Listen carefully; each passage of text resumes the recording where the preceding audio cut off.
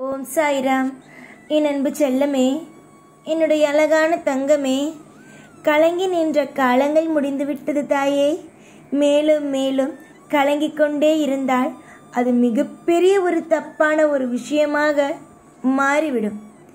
எந்த காரணத்தையும் எந்த ஒரு நேரத்தையும் கொண்டு எதையும் இங்கு தீர்மானிக்க கூடாது. ஏன் தெரியுமா? வாழ்க்கையில் எதுவும் எந்த ஒரு விஷயமும் எந்த ஒரு நொடியும் நிலையானதுதான் என்பது இவ்வுலகில் இல்லை.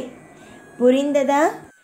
உன்னுடைய வாழ்க்கையில் நீ குறிப்பிட்டு சில விஷயத்தை நினைத்து நினைத்து பயப்படுகிறாய்.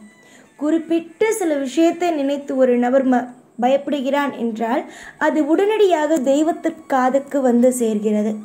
சில விஷயங்களை நீங்கள் உற்று கவனித்தீர்கள் என்றால் நன்றாக உங்களுக்கு தெரியும் எதில் நீங்கள் அதிகமாக பயப்படுகிறீர்கள் என்று. ஆனால் அது தெய்வத்திற்கும் தெரியும் நீங்கள் எந்த அளவுக்கு அந்த ஒரு விஷயத்தில் பயப்படுகிறீர்கள் என்று. அப்பொழுது அந்த தெய்வமான நாங்கள் என்ன செய்வோம் என்றால் அந்த ஒரு விஷயத்திற்கு அதிகமான அக்கறையை கொடுத்து அதிகமான விஷயங்களை கொடுத்து உங்களுடைய மனதிற்குள் இருக்கும் அந்த மிகப்பெரிய ஒரு பயத்தை நீக்கி உங்களுக்கு இன்பத்தை தருவதற்காக போராடுவோம். எதுவுமே இங்கு நிரந்தரம் இல்லை. கஷ்டங்கள், நஷ்டங்கள், மன உளைச்சல்கள், இப்படிப்பட்ட விஷயங்கள் எதுவும் இங்கு நிரந்தரமானது இல்லை.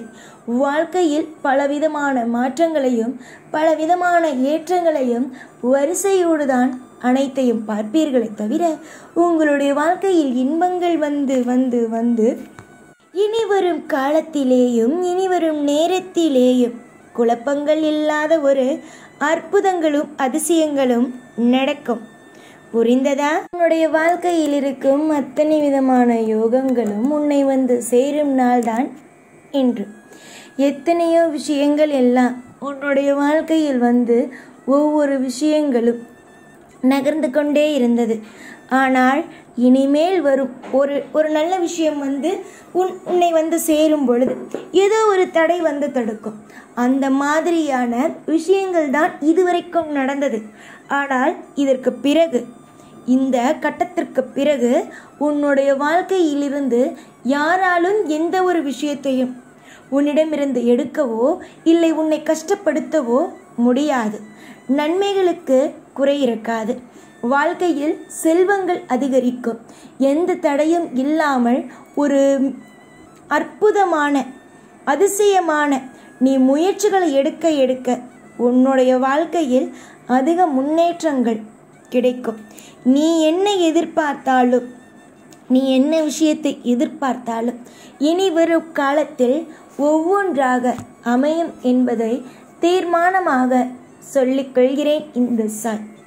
இந்த சாய் யாருக்கும் எந்த நிமிஷத்திலேயும் தீங்கை செய்பவன் அல்ல.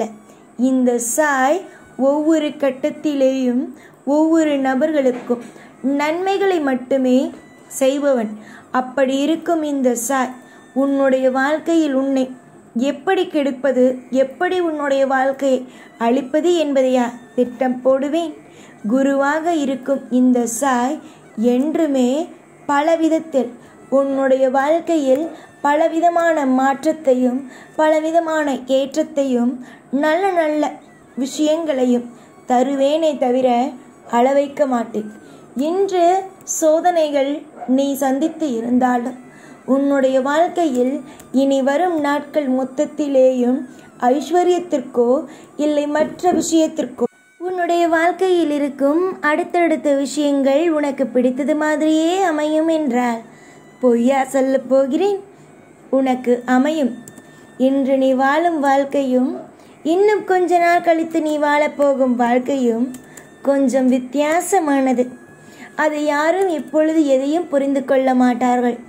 அவரவர்களுக்கு உன்னுடைய வாழ்க்கையில் இப்பொழுது இருக்க போவதும் இன்னும் கொஞ்ச நாள் கழித்து இருக்க போகும் விஷயத்தையும் பார்த்தாய் என்றால் வியப்பாய்.